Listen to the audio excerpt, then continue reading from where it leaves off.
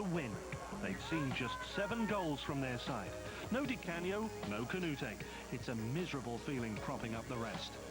In the history of the Premier League, no side at the foot of the table at Christmas has ever survived the drop. For those of a superstitious nature, beating Bolton assumed even greater significance. Home and away, it was 8 matches without victory for Glenn Roeder in the Barclaycard English Premier League. Bolton had won just 1 in 13, but Sam Allardyce still felt West Ham were under greater pressure. It may have been kidology, but it only served to make the Hammers even more determined. Ian Pearce served notice of West Ham's mood, and worryingly for Big Sam, Bolton hadn't kept a clean sheet since their famous win at Manchester United in mid-September. Bolton had been warned. 2 goals in 3 matches for the makeshift striker now. Pearce just onside as Defoe flicked it through. Tremendous finish. Maybe there's no need to sign up a new striker after all, although Glenn Roeder admits he does want to make 3 loan signings next month. 1-0 to West Ham, but back came Bolton.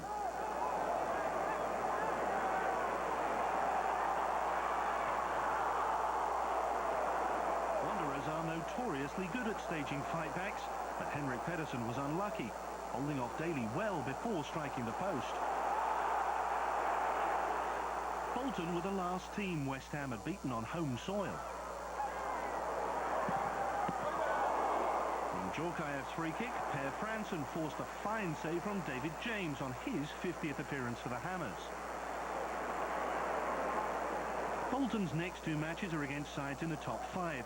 Losing to the bottom club was not an option.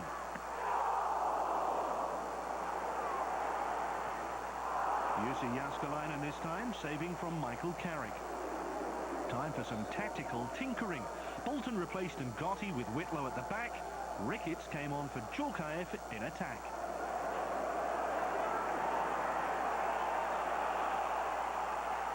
A quick check with the assistant referee, and Bolton were level. Substitute Michael Ricketts had finally found a way through. Played onside by Repke, it was Ricketts' first goal in open play since January against Chelsea. A good decision by the officials, but not good news for West Ham. Carrick tried to drive them forward as the clock was counting down. Bolton were back in numbers. Cole found Lomas, who in turn crossed for Sinclair. A costly miss for the Londoners. So it's West Ham who'll have to break that unwanted record, as they're the team bottom at Christmas. It's a setback in terms that we've got the... But they were up against Charlton, one of the form teams in the Barclaycard English Premier League right now, who were denied a 5th straight win by Manchester City last week. Jeff Horsfield partnered Clinton Morrison in Blues attack. A win for Steve Bruce's team would be enough to see them overtake their opponents. Paul Konchesky showed the value of a man on the post. Everton had better take note ahead of their visit to St Andrews on Boxing Day.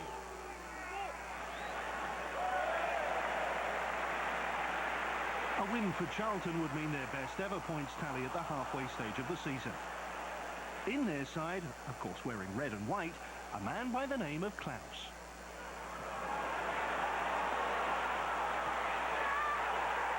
A lovely goal by Jensen after a 1-2 with Parker. Jensen had replaced the suspended Jason Ewell. Klaus for Ewell? They must think it's Christmas. At least Charlton won't have to leave the capital over the festive period, with Spurs and West Ham away and West Brom at home. Not a good afternoon for Horsfield, though. After the dismissal of Darren Pearce at Loftus Road last week, Horsfield became the 4th Birmingham player to be shown the red card this season. Steve Bruce soon made a double change. Devlin and Lazaridis came on for Kenner and Johnson. And Devlin was proving particularly tricky to deal with. 1 defeat in 5 would suggest Birmingham are finally finding some sort of consistency, a run on which they're keen to build.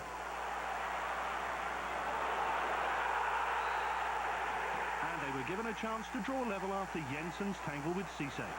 There was a tug of the sleeve, but contact was minimal. It was the first penalty Charlton had conceded this season. Devlin to take. Devlin's first goal since the end of August against Leeds, enough for Birmingham to take a point.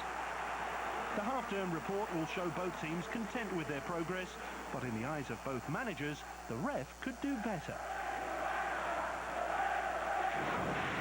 Some of the decisions today was just baffling, and it spoiled the game. It ruined the game, you know. And I mean, even if I was Charlton and I look at the penalty decision, I wouldn't be very, very happy with that. So I mean, you know, all sorts of decisions today baffle, and we've all got the hard job, but a bit of consistency and a bit of common sense at times, it's crying out for it. I do believe they go out and they do it fairly. They may get it wrong, but I think they all do it fairly. So, you know, one week you get some decisions, one week you don't.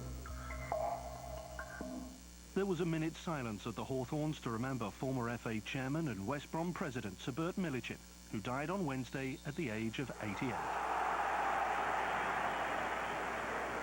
The sides began the day third and fourth bottom. Sunderland 2 points ahead, but with the division's least potent attack.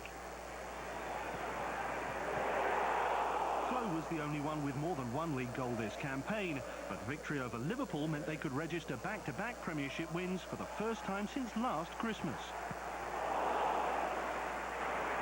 Gary Megson wants points, not presents, and reckoned the Baggies needed 8 wins from 20 matches to survive. Andy Johnson's shot. Sunderland hadn't won away since the end of August, and West Brom had the nerve to include one of their former players.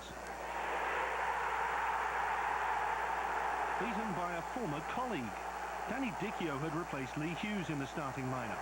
It's the sort of finishing Sunderland have been missing badly. 6 minutes later, Jason Kumas made it 2. 2 for West Brom, 2 in 2 for the Welshman. Enough to calm the manager's nerves a little and give Albion breathing space at the interval. Next up for West Brom, it'll be league leaders Arsenal. After that, Charlton and Fulham. No time to sit back and relax. Especially when Kevin Phillips is around. Phillips getting in behind Sean Gregan to give Sunderland real hopes of a revival. Only Phillips' second goal of the season, from golden boots to rubber wellies, his manager said last week. Well, those wellies might be just what Sunderland need to stay afloat.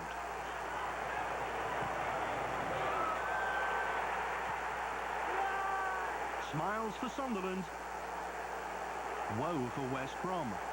No wonder Phillips' manager says he's going nowhere when the transfer window reopens next month. What you could genuinely call a game of two halves. We've thrown away 2 points by what I felt in the second half was an abject performance, both as a team and individually.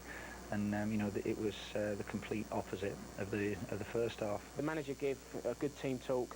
We never lost hope, and it showed that in the second half. St James's Park looked like being a tough... 6 hours' time as they try